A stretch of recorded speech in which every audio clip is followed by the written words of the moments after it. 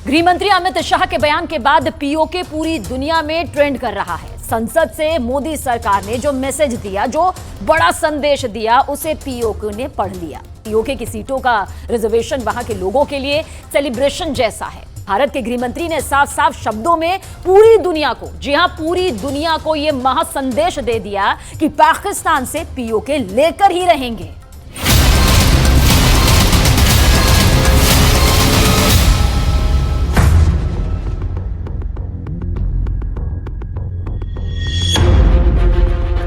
पाक ऑक्यूपाई कश्मीर भारत का है, हमारा है और हमसे कोई नहीं छीन। कश्मीर का कोई नहीं है इस सदन में। देश का कश्मीर से लेकर कन्याकुमारी और द्वारका से लेकर नॉर्थ ईस्ट तक हर व्यक्ति का कश्मीर है और हर कश्मीरी का देश है। पाक ऑक्यूपाई कश्मीर की 24 सीटों को आरक्षित रखा गया है। पंजाब का एरिया आते ही सीज फायर कर दिया गया और पाक ऑक्यूपाई कश्मीर का जन्म हुआ। अगर सीज फायर 3 दिन लेट होता तो पाक ऑक्यूपाई कश्मीर आज भारत का हिस्सा।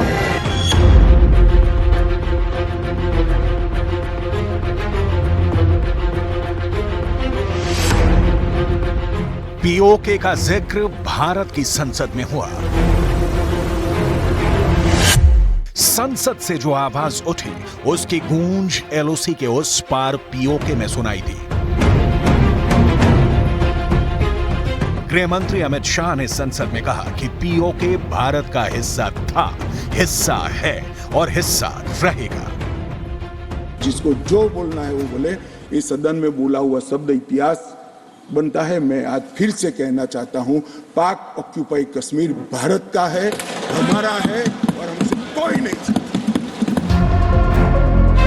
पीओके यानी पाक अधिकृत कश्मीर, जिसे पाकिस्तान आजाद कश्मीर का नाम देता है, वो ना तो कभी पाकिस्तान का हिस्सा था और ना ही कभी होगा। पाकिस्तान कश्मीर घाटी के जिस हिस्से पर अवैध कब्जा करके बैठा है, उस पर हिंदुस्तान की सरकार का प्लान एकदम क्लियर है। देश का कश्मीर से लेकर कन्याकुमारी और द्वारका से लेकर नॉर्थ ईस्ट तक हर व्यक्ति का कश्मीर है और हर कश्मीरी का देश है। क्या बात कर रहे हैं आप? ये है जम्मू कश्मीर और लद्दाख जो भारत के पास है। ये है पाक अधिकृत कश्मीर जिस पर अभी पाकिस्तान का अवैध कब्जा है, जिसे पीओके कहा जाता है। ये है वो अक्साई चीन जिसे 1962 की युद्ध के बाद चीन ने हथिया लिया था। ये है शक्सगाम वैली जिसे 1963 में पाकिस्तान ने चीन को दे दिया था। पूरा जम्मू कश्मीर 2,22,000 वर्ग किलोमीटर का है, जिसके करीब 35% हिस्से में पीओके है। पीओके 78,104 वर्ग किलोमीटर में फैला हुआ है। 17% हिस्सा यानी 37,555 वर्ग किलोमीटर में अक्साई चिन है। वहीं 5200 वर्ग किलोमीटर शक्सगाम वैली वाली कश्मीर की धरती पाकिस्तान ने चीन को अपने पाले में लाने के लिए गिफ्ट कर दिया था। वहीं 46% हिस्सा भारत के पास है, जो 1,01,387 वर्ग किलोमीटर का इलाका है। ये किसी से छिपा नहीं है कि पीओके में पाकिस्तान अपनी जबरिया हुकूमत चलाता है। 75 साल से पाकिस्तान पीओके पर कुंडली मारकर बैठा है।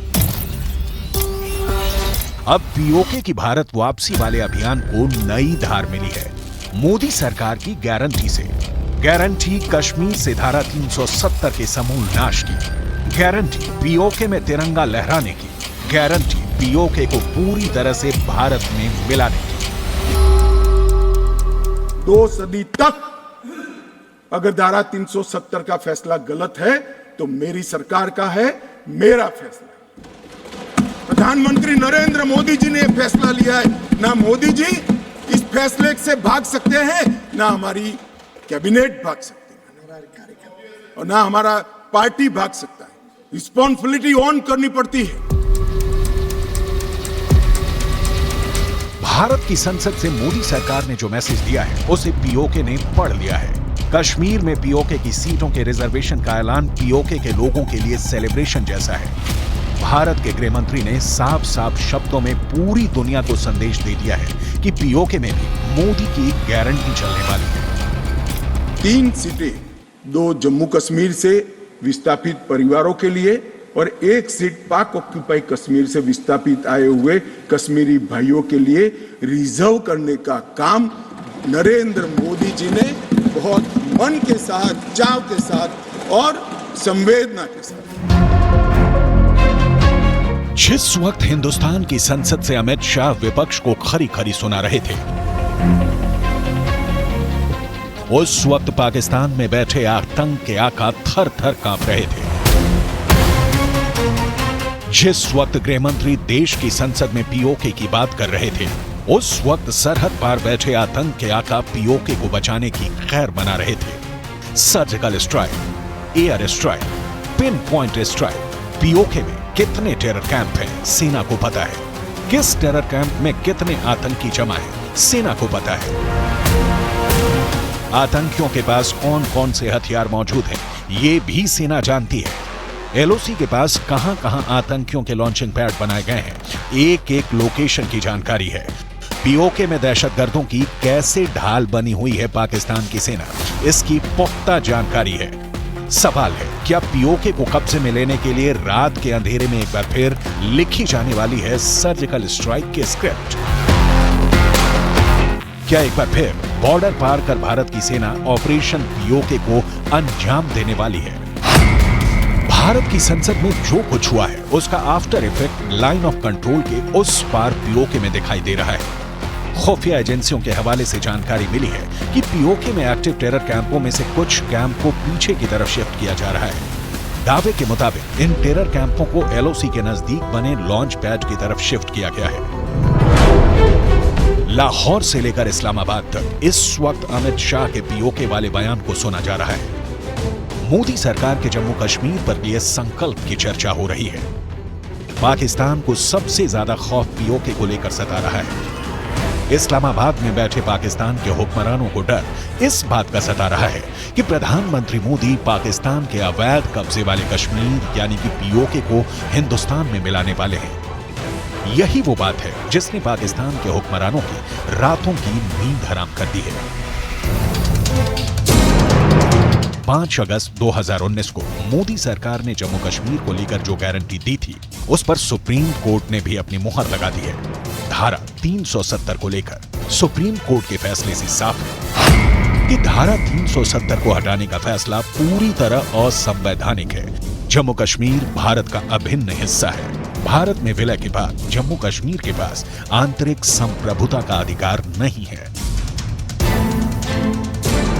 सवाल है, क्या भारत पीओके को वापस हासिल करने की तैयारी कर रहा है? भारत की संसद में अमित शाह के एक से बढ़कर एक विस्फोटक बयानों के क्या मायने हैं? पीओके के बारे में प्रधानमंत्री नरेंद्र मोदी क्या सोचते हैं? दूर दूर बैठे हुए लोग, जिस धरती को मैंने देखा नहीं है, जिन लोगों को विषय में मेरी कभी मुलाकात नहीं हुई है, लेकिन ऐसे दूर सुदूर बैठे हुए लोग हिंदुस्तान के एक प्रधानमंत्री को अभिनंदन करते हैं, उसका आदर करते हैं, तो वो मेरे 125 करोड़ देशवासियों का आनंद है, वो मेरे 125 करोड़ देशवासियों का सम्मान है। पूरा देश देख चुका है, मोदी हैं तो धारा 370 की विदाई मुमकिन है।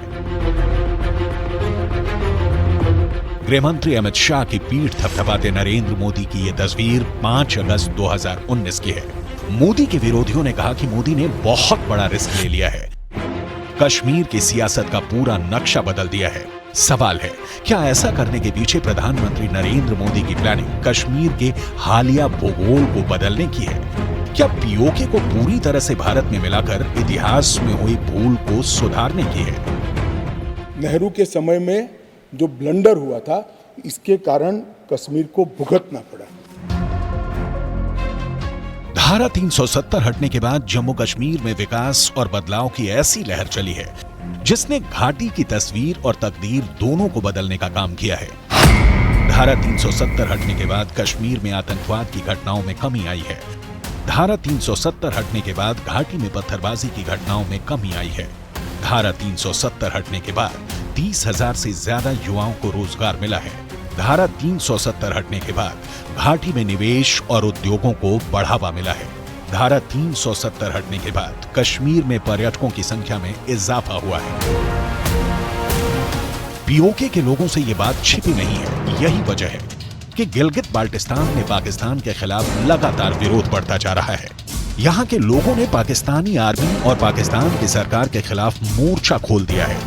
गिलगित बाल्टिस्तान के नेताओं ने साफ कर दिया है कि अब वो पंजाब और सिंध नहीं जाएंगे। इन नेताओं का कहना है कि पाकिस्तान सरकार कारगिल की सड़क खोले। अब गिलगित बाल्टिस्तान के लोग भारत के साथ जुड़कर तरक्की करना चाहते हैं। नहीं जाना हमने पंजाब, नहीं जाना हमने सिंध। अगर तुम्हें तकलीफ है इस मुतनाज़ा खित्ते के शहरी को तुम अपने मुल्क में आने के लिए रास्ते में टाउट पैदा कर तो दार तांगिर कोहिस्तान तक हमें नहीं जाना तुम्हारे मुल्क में। खोलो करगिल का रास्ता, खोलो हमारा तारीखी रास्ता, हम करगिल की तरफ जाएंगे। बात अक्टूबर 1947 की है, जब भारत और पाकिस्तान का बंटवारा हो चुका था। उस समय जम्मू कश्मीर एक आजाद रियासत थी। अंग्रेजों ने इस रियासत की बागडोर उसके तत्कालीन महाराजा हरि सिंह को सौंप दी थी। जब दूसरी रियासतों का भारत में विलय हो रहा था, उस वक्त हरि सिंह विलय में देरी कर रहे थे, क्योंकि वो इस स्वतंत्र रियासत के महाराजा बने रहना चाहते थे। इस बीच पाकिस्तान की सेना के इशारों पर हजारों की संख्या में कबायलियों ने कश्मीर पर हमला बोल दिया।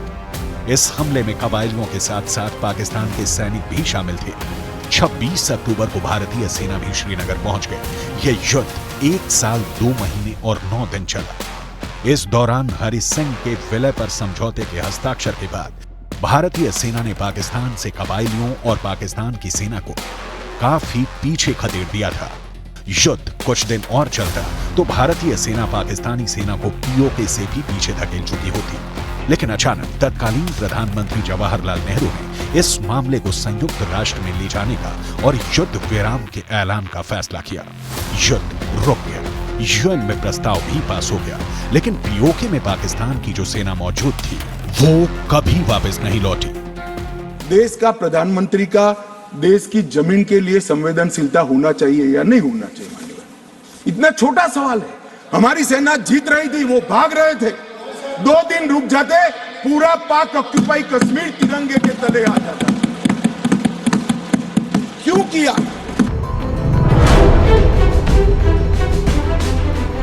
कश्मीर के मामले को यूएन में ले जाने का नेहरू का फैसला भारत की अखंडता पर भारी पड़ा।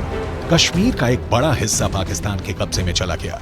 केंद्र की मोदी सरकार की मंशा पीओके को वापस लाने की है।